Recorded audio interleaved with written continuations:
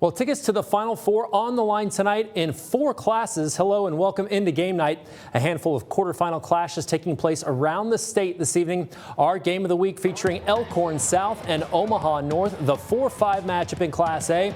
21-13 Vikings at the half until Madden Riggs hits Landon Tate. What a snag for the Storm senior. Elkhorn South still down 2 at that point. On the 2-point conversion, Gavin Shanahan to the end zone for the 2-point conversion. We are all even at 21. Tyson Terry in street clothes again for this one. 4th quarter now. Omaha North's Mikey Gow fakes the handoff and finds the end zone. He is in for the touchdown. Vikings go up 7. Storm wanting to come back. Riggs going to hit Devin Meyer, who stumbles, and the ball is loose. Connor O'Neill recovers, and that would seal the deal. Omaha North moving on to the Final Four. The final in this one, 28-21. Meanwhile, top seed Omaha Westside squaring off against Papio. Husker commit Christian Jones and the 2-time defending champs trying to run their winning streak to 31 straight. Second quarter, Warriors up 13. Braylon Warren, the pass batted into the air. Garen Malley is there.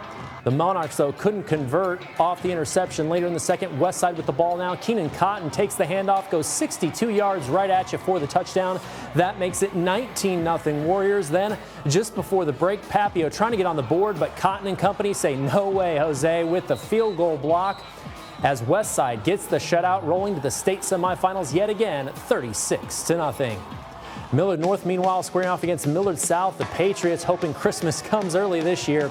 In the first quarter, the Patriots, Gabe Pruka with a little hurdle right here and then some, picking up a first down on the play for the Pats. Then a little later, gets the ball again. This time, though, stuffed by the Mustangs' Henry Rayberg. The tackle for loss. Pats would get a field goal on that drive. Then on the next drive for Millard South, Jet Tamala. Check out this pass. A little Amir Hill action. Turns it into a foot race. He is headed to the house for the touchdown. Patriots go on to roll in this one. Your final score, 49-10. Over in Class B, Bennington taking on McCook. The Badgers looking good early and often. Up 2-zip when Houston Hill hits Cooper Johnson, who does the rest for the receiving touchdown. That makes it 9-0 Bennington at that point. Fast forward to the second quarter now. More from the Badgers and more Hill to Johnson connection. Check this out. Daylight in front of him. He is headed to the house. All Bennington in this one. They get the shutout, 39-0. Meanwhile, Skutt Catholic hosting Waverly. The Skyhawks up 14-7 in the second. First play after a Waverly touchdown, Gage Gunther takes the handoff, and he is headed to the house. Puts his team up 2 touchdowns at that point, and the Skyhawks just getting started. Quarterback Dylan Van Dyke going to go back to pass, lets it fly, finds Joe Kalega, comes down with it, wins the one-on-one battle. Skutt moving on. The final in this one, 38-21. Meanwhile, in the Class C2 quarterfinals, Bishop Neumann hosting Hartington Cedar Catholic. Connor Booth, another Husker commit, trying to lead the Cavs 1 win away to his future home at Memorial Stadium.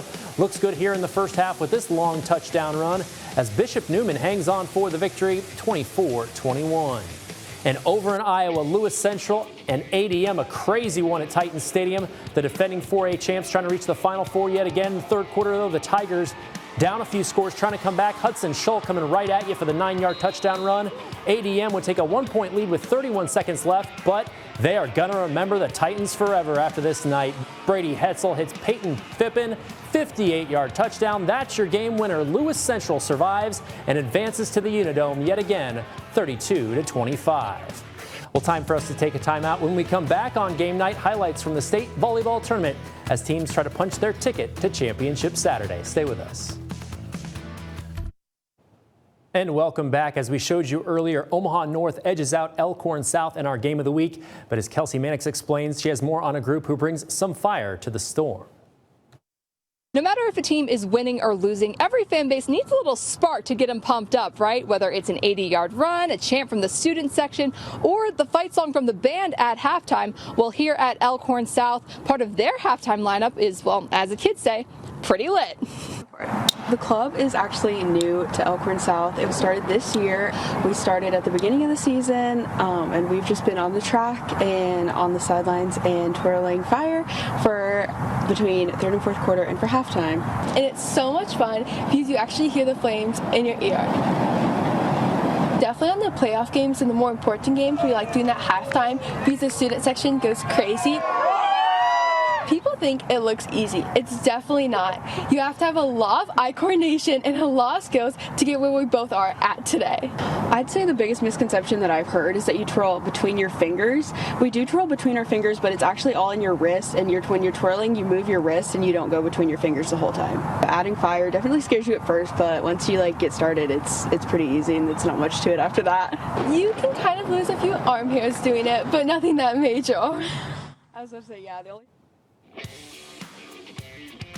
State volleyball semifinals, Papio South playing Millard West in the first set. The Titans' Lyric Judson, one of her match-high 11 spikes. Papio South sailing early later in the first. The Wildcats trying to claw back into it. Malia Fichtel finds the opening for the kill. Millard West making it somewhat interesting, but Titans not interested in any of that. Finley Moon sending it to the floor. Papio South sweeps to advance to the Class A state title game. In the Class B semifinals, Elkhorn North meeting Norris in the first set. The Wolves' Reagan Walraff smacks it to the surface. Elkhorn North hanging around in this one later in the first. More from the Wolves, this time in the form of Peyton Palmer throwing a block party in PBA. But too much Norris in this one. The Titans take it in 3. Meanwhile, Skutt Catholic still trying to keep its dream of a 10th straight state title alive, taking on Waverly. The Skyhawks, Addison West trying to help that cause with the kill. Skyhawks win the first 2 sets. Later on, more from Skutt. Ellie Ortmeyer with the roof. Skutt will get another shot at 1 for the thumb after sweeping the Viking.